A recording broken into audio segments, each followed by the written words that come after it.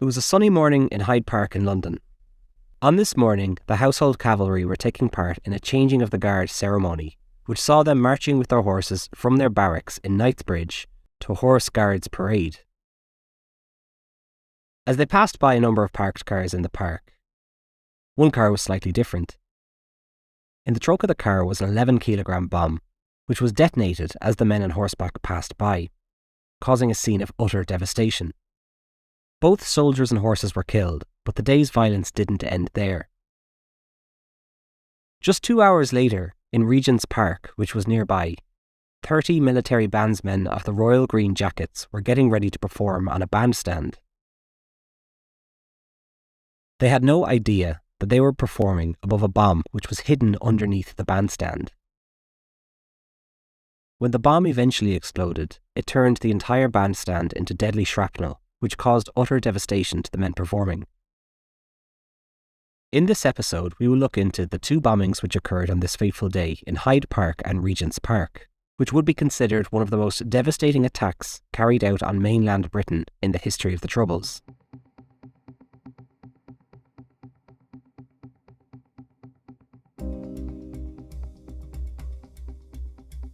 This is the Troubles Podcast, a podcast which explores the violence and bloodshed that occurred in Northern Ireland, the Republic of Ireland, and Great Britain, as multiple sides and organisations waged a violent conflict over the status of Northern Ireland. Just a heads up that there are some small references to violence against children in this episode. The year is 1982. The hunger strike in Northern Ireland had just ended a year earlier and had been considered a turning point in the Troubles. Though the Republican movement had lost 10 men, the strike was considered a significant propaganda victory for the Republicans. Support for the Provisional IRA increased, as did support for the political wing of the IRA, Sinn Féin. During the hunger strike, a number of British soldiers were killed by IRA roadside bombs and ambushes, but after the strike ended on October 3rd, 1981, there was a lull. There wasn't another significant incident until March 25th, 1982, where the Provisional IRA killed 3 British soldiers in a gun attack in West Belfast. But as I have mentioned many times in earlier episodes, the IRA firmly believed that staging attacks on mainland Great Britain would generate more attention to what was happening in Northern Ireland. An IRA pamphlet in 1982 stated, "One bomb in London is worth 100 in Belfast." An attack in London would make news headlines around the world. It would be considered a show of force that the IRA could carry out a bombing in the jewel in the crown of the United Kingdom, which was their capital city of London. The IRA had been doing this for a number of years, with their first significant bombing being the Old Bailey bombing, which had occurred back in 1973. They maintained that they were targeting members of the British security forces, but their attacks often ended up killing civilians. But on this fateful day, July 20th, 1982, the IRA would stage an attack on the British Armed Forces with a significant degree of precision. Hyde Park is one of the 4 parks in London, which forms a chain which makes up the entrance to Kensington Palace, which is where a number of members of the royal family live, including Prince William and Kate. The Queen of England resided in Buckingham Palace, which is nearby the park. The Household Cavalry is a group composed of 2 of the most senior units of the British Army, the Blues and Royals and the Life Guards. The Household Cavalry Mounted Unit is a unit that dates back to 1660. They were originally formed by King Charles II as his personal mounted bodyguard. It is a sentry post which stands outside the entrance to Buckingham Palace and has done so for 360 years. Though in modern times it has become more of a ceremonial role. Every day the Household Cavalry mounts their horses at Horse Guards parade. There the men will be inspected and then graded based on the cleanliness of their kit. Those with the cleanest kit will get to walk in the front of the group. At 11 a.m, a changing of the guards takes place, where the Household Cavalry changes places with the existing guard and then they will remain there for 24 hours. It's a simple routine with a set pattern that has remained the same for hundreds of years. In the summer of 2022, a documentary was released in which some of the soldiers who were caught up in the bombing spoke on camera for the first time. The documentary, which was largely crowdfunded, was made by Thread Studios, so I do want to say thanks to them for letting me view it to use as a source in this episode. You can find out more information about the documentary at threadstudios.co.uk. This brings us to the day of the bombing. It's 10:43 a.m. in the morning, and it was a beautiful sunny day in July. On this day, there was known as a long guard, which means that there are extra members on horseback. These extra members were called in whenever the Queen was in residence at Buckingham Palace. The inspection took place and the men were graded on their cleanliness, and then the Household Cavalry took off from the Hyde Park barracks. For Simon Utley, it was his first time taking part in the guard, and he was nervous because he knew his kit wasn't as clean as the other men. Steve Sullivan was taking part in the guard and remembers that his horse was very relaxed on the day. If a rider is new or nervous, the horse picks up on that, and Steve was well used to his horse. The men took off and turned into Hyde Park, and then were on South Carriage Road as they began passing by a group of cars parked in a line on the side of the road. One car was a blue Austin Morris, and in its trunk was a bomb consisting of 11 kilograms of gelignite and 14 kilograms of nails. It probably goes without saying, but a bomb that is surrounded by nails instantly creates deadly shrapnel when detonated. As they were passing by the line of parked cars, somewhere off in the distance, a person was waiting with their finger on the trigger of the bomb. The 16 men on horseback passed the bomb car, and as the car was in the midpoint of the group of horses, the bomb was detonated. The nearest soldier was just 8 feet away from the car when the bomb went off. Steve describes what happened next. Quote, "I'll never forget the feeling when that bomb went off. It was like having every bit of oxygen drawn out of your body. I don't know if you've ever fainted. It's that feeling you get just before you pass out. It's an emptiness. It just sucks the life out of you. Awful feeling. Horrible." Simon described it as, quote, "It was like being in a huge vacuum, and the loudest noise that I've ever heard. It was so loud that it took my right eardrum out." Simon's horse then bolted off into Hyde Park and he couldn't stop it. He was thrown from the horse but was still stuck in the stirrup, being dragged along. Eventually the horse was stopped and Simon looked up to see a hole the size of a dustpan lid in the hindquarters of the horse. Another person at the scene ended up stuffing a shirt into the horse's leg to try and stem the bleeding.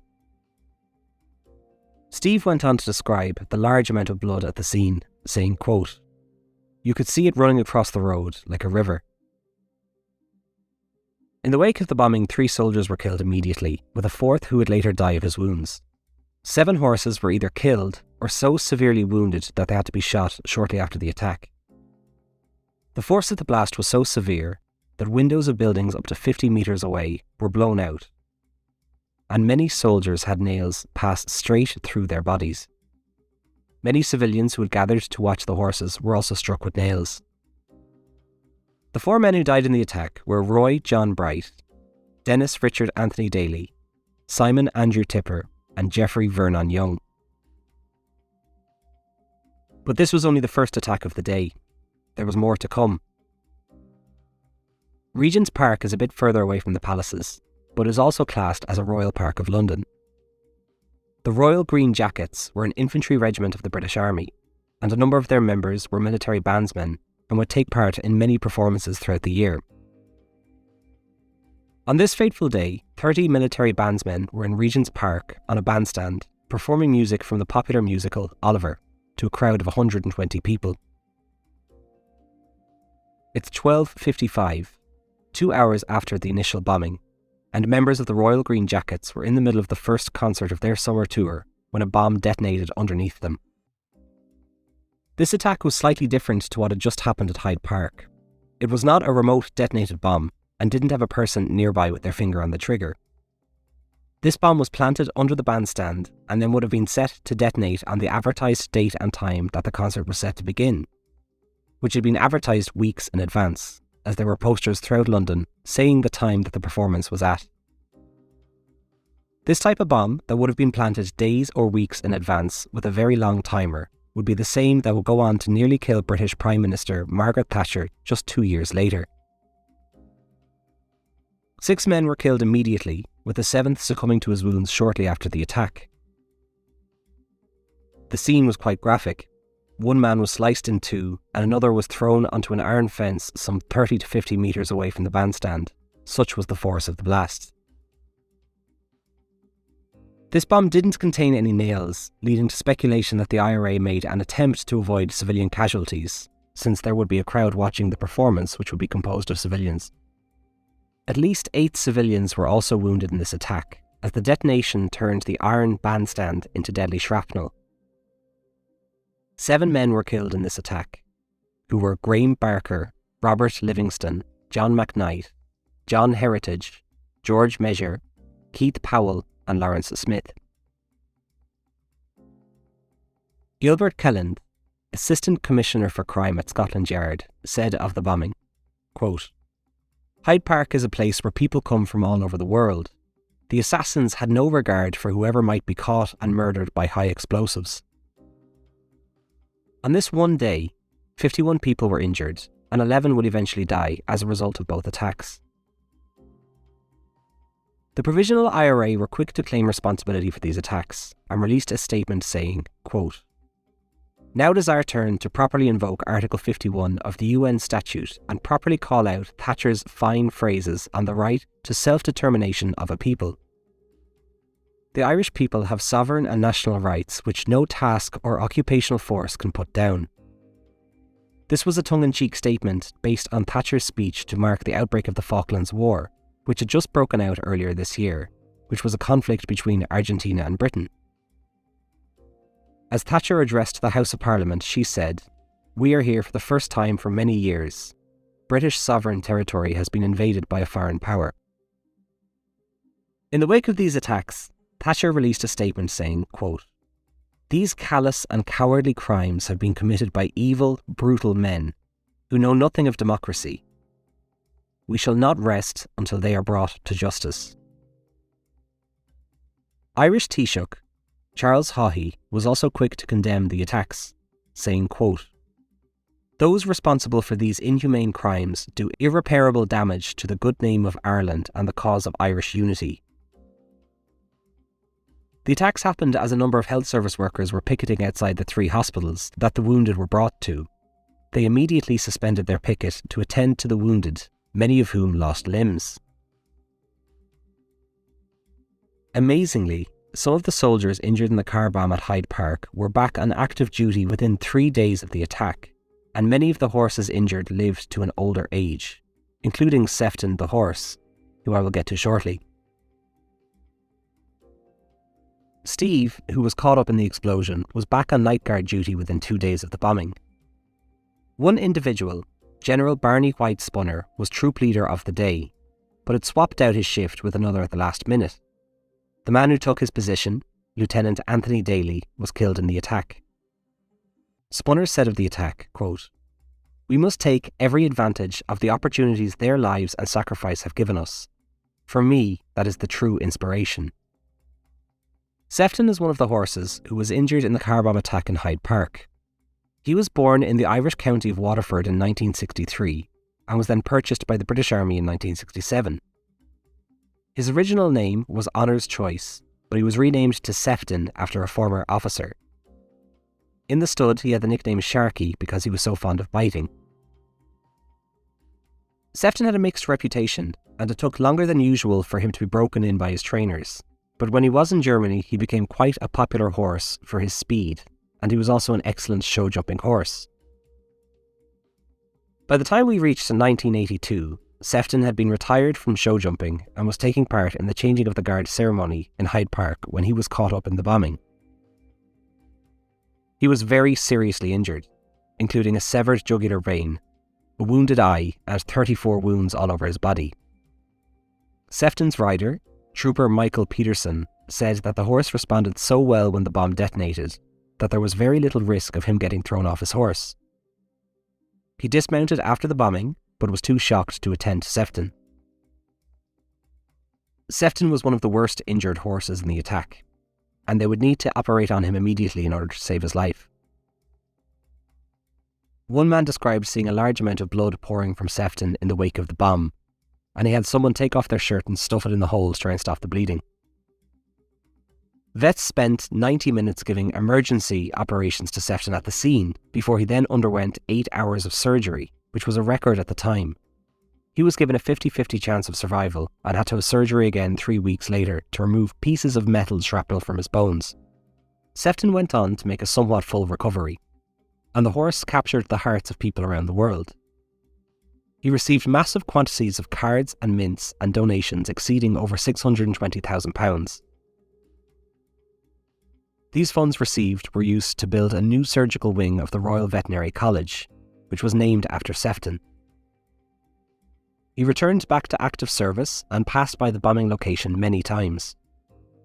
Later in the year, in 1982, he received the Horse of the Year award, which he and his rider, Michael Peterson, accepted to a standing ovation from the audience. Unfortunately, in later years, Michael was to make headlines in the newspaper for a much more sinister reason. Michael continued to work in the army and then eventually left to become a lorry driver. He married Erica Peterson in 2002.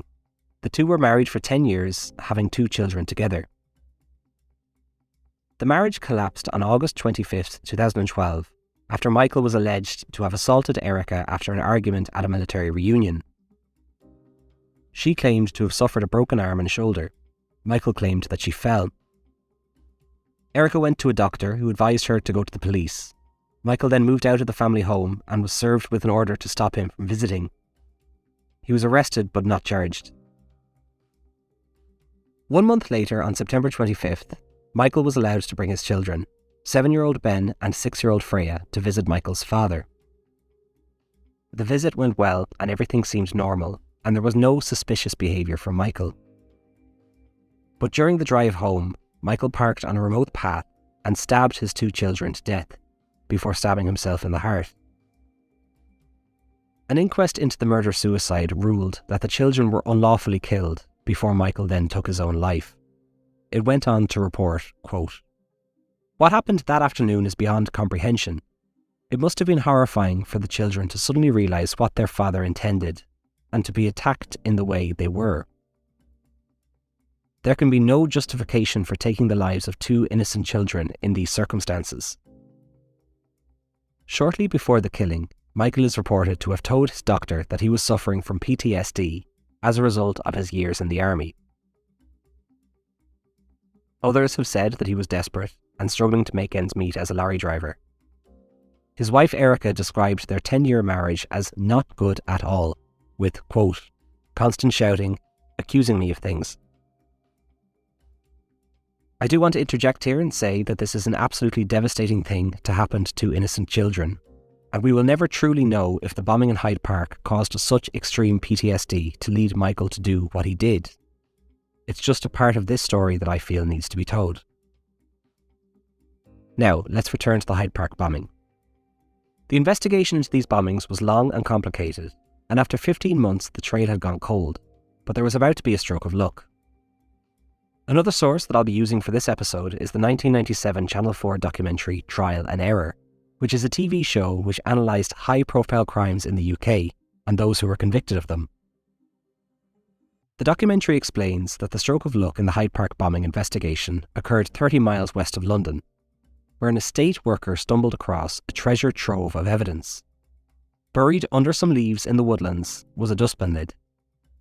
The worker lifted up the lid and found a number of items wrapped in foil and newspaper, with a sweet odour emitting from the dustbin.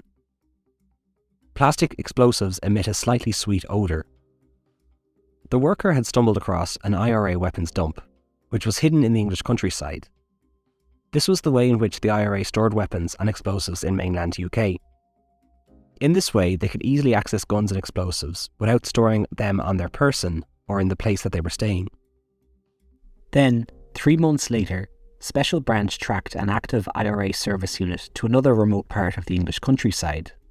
The group managed to escape, but Special Branch recovered what the men left behind, which was another trove of buried weapons and explosives.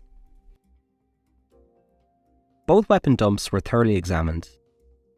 Among them were the electronics to receive a radio signal and a circuit board to amplify it. 85 fingerprints from various hands were found on the items. One lone print found on a piece of sticky insulating tape would prove to be vital in the quest to find the Hyde Park bomber.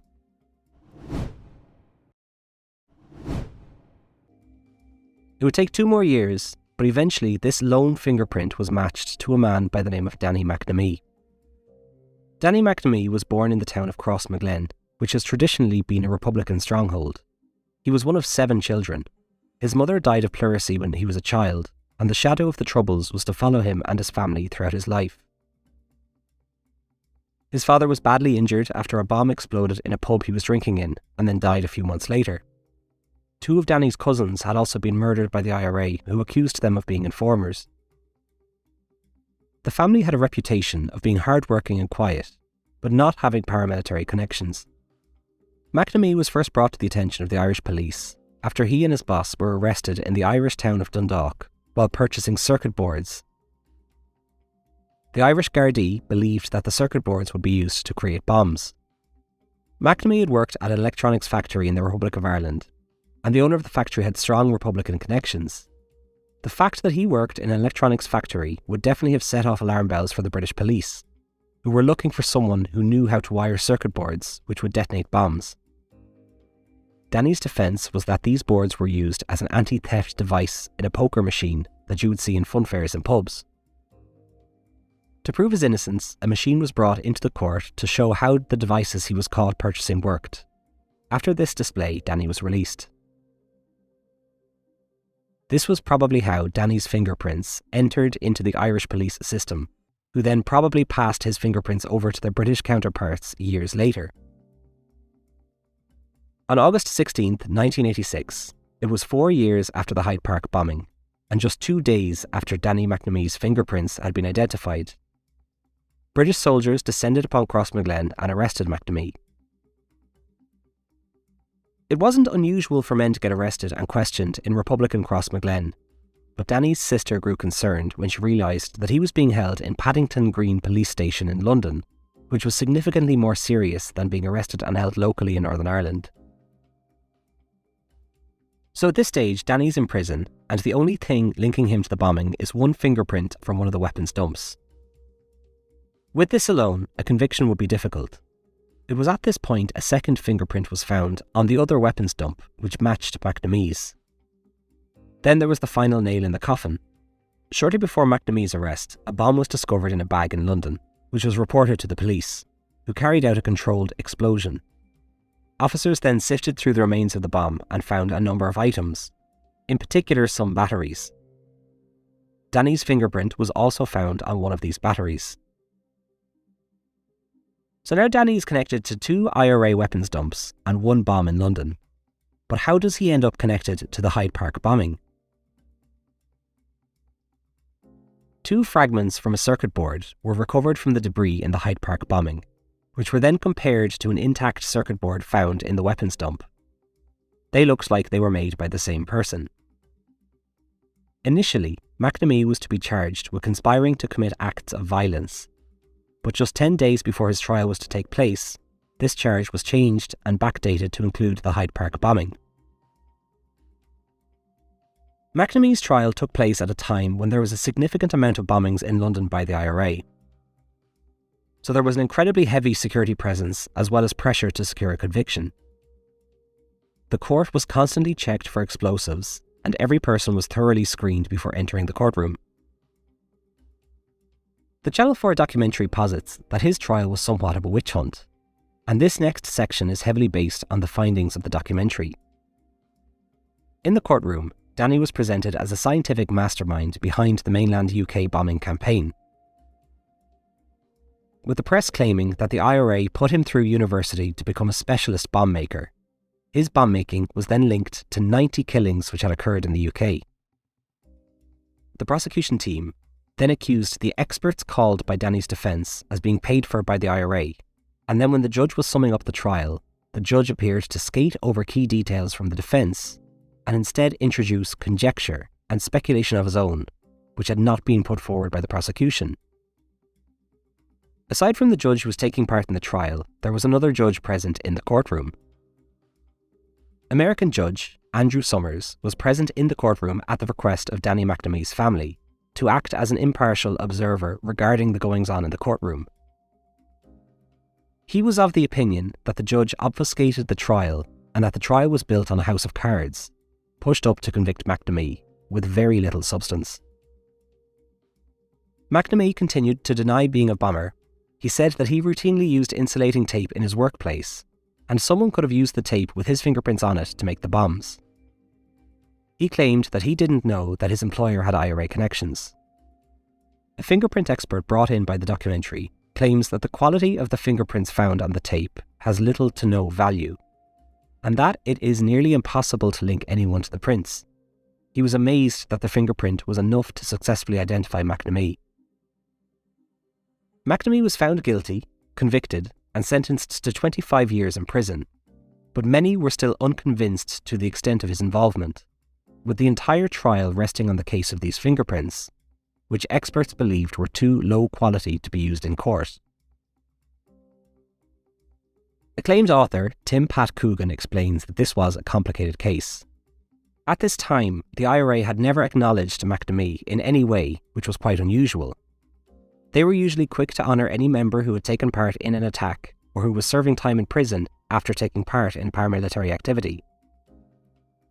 Around this time, a newspaper in Ireland referred to McNamee's brothers as IRA members. The brothers successfully sued the newspaper for libel.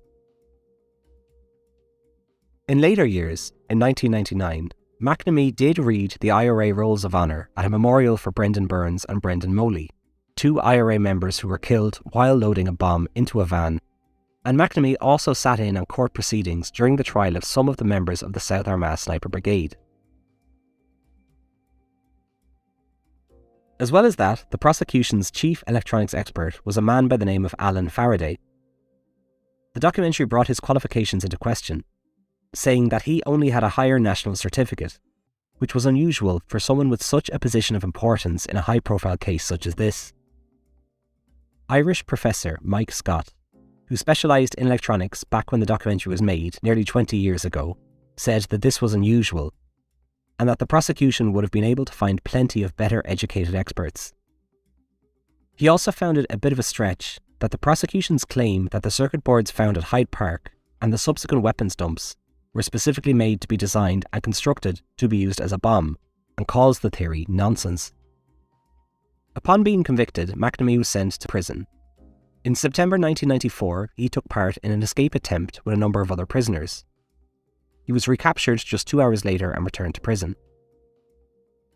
The Channel 4 documentary was then released in 1997, highlighting the issues in his case. 1 year later, and as a result of mounting pressure, McNamee's case was then referred to the Court of Appeal by the Criminal Cases Review Commission in 1998.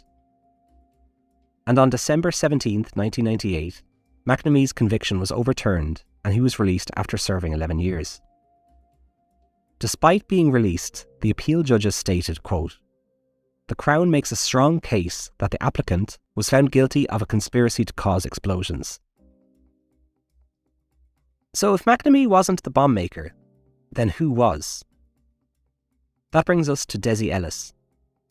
Ellis was born in Dublin in 1953 and was a member of the Provisional IRA in the 70s. He was arrested 1 year before the Hyde Park bombing, in 1981, after explosives and bomb-making equipment was found under his bed. He skipped bail and fled to the USA before being caught and extradited back to Ireland. In 1983, he was sentenced to 10 years in prison, after being convicted of possessing a number of power timer units for IRA bombs. Then, in 1991, Ellis became the first IRA prisoner to be extradited from the Republic of Ireland to England, after his fingerprints were found on one of the weapons dumps that I've talked about earlier, and the same dump that McNamee's fingerprints were found on. Ellis went on trial in England, but was acquitted because the evidence from the arms dump was already used to imprison him in Ireland, so they couldn't use it again to imprison him in England. The Channel 4 documentary posits that the fragments of the circuit boards found in Hyde Park had the same features and layout as the circuit boards found in the weapons dump and in the possession of Desi Ellis in Dublin. This means that the boards would have been manufactured under the same artwork or drawings, casting significant doubt on the claims that it was McNamee who was the master bomb maker. Desi Ellis spoke in the documentary and claimed that he handled some components that would have been put onto the circuit boards. He then went on to say that he was assembling these components with surgical gloves on, and the tape would regularly get stuck to them, causing them to tear and exposing his bare fingers, leading to fingerprints getting on the devices. Okay, we're getting a bit convoluted now, so what exactly is this documentary saying? Danny McNamee was convicted for conspiracy to cause explosions, one of which was Hyde Park. Much of this investigation revolved around the construction of the circuit boards. The police knew that the evidence regarding the construction of the circuit boards pointed towards Desi Ellis 4 years before McNamee was arrested.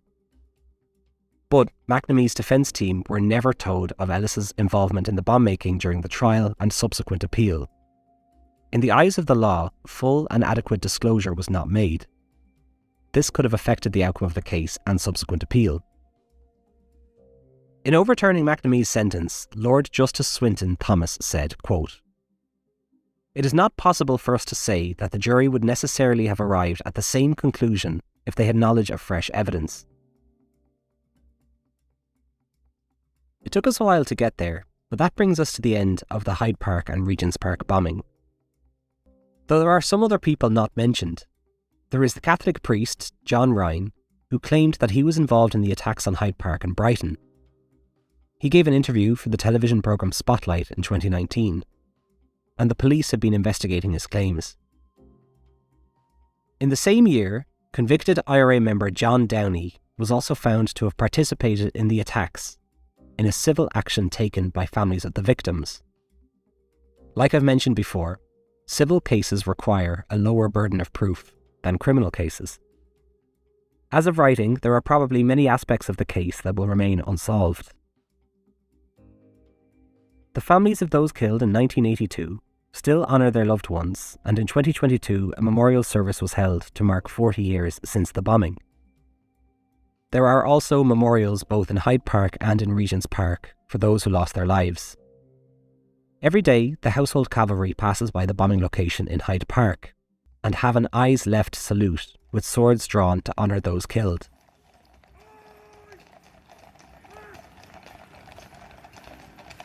I was in the park last summer when I saw them passing by and paying homage to those who died.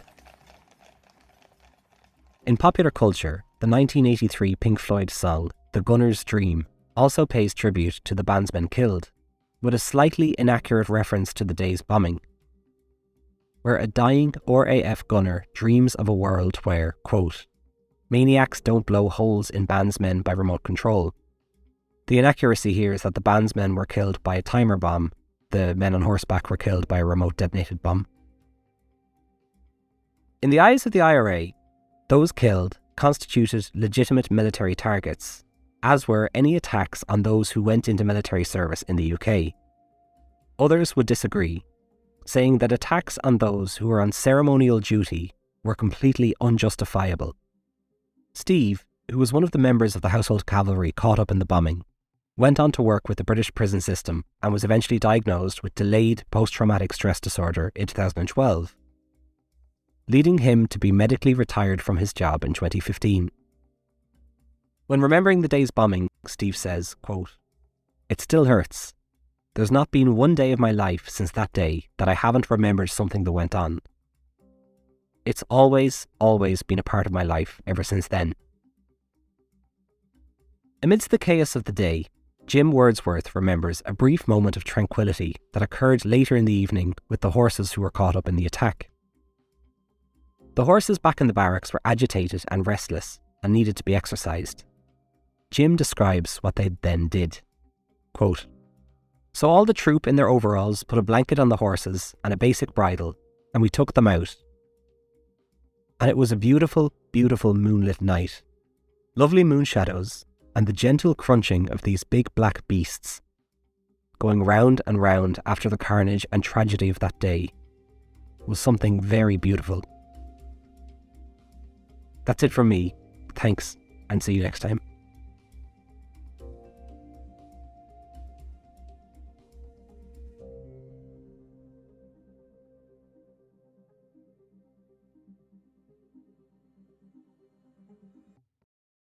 If you are enjoying this podcast and want to support what I do, you can do so over at patreon.com/The Troubles Podcast.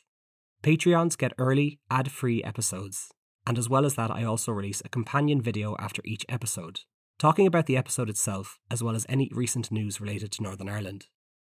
You could also buy me a coffee over at buymeacoffee.com/Troubles Podcast.